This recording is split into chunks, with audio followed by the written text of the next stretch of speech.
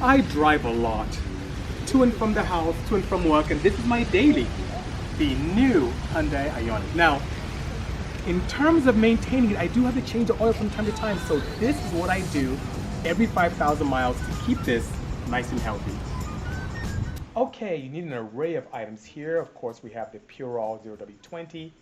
We also have the beautiful Hyundai original parts filter. We have the expandable filter removing tool. I have a 17mm and also a 10mm, both deep socket to make things easy, and also a ratchet. 2 floor jacks to make things easy, some jack stands, and also a drain pan. So first we remove the initial cover for the engine oil. We use the 17mm with much vigor.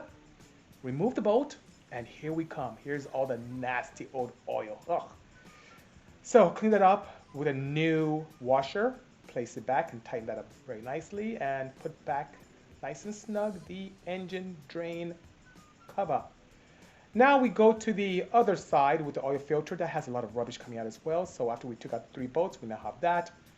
New filter in place, but I always lubricate it properly, making sure I don't have any dry starts. So I fill it up all the way to the brim, use a little bit of oil, go around the gasket, tighten that up.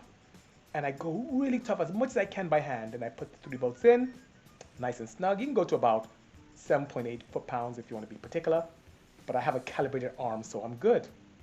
And now the vehicle goes back on the floor. I now open up and clean any debris around the engine cover. We don't want rubbish in the engine. And I put in 4 quarts of the beautiful PurOl 0W20, E85 compatible, hybrid compatible, all that fun stuff. Liquid gold into the engine, and I'm good. Now, what's interesting is that you do have to try and start the car, check the dipstick, make sure it's okay, and you're good to go. Cheers.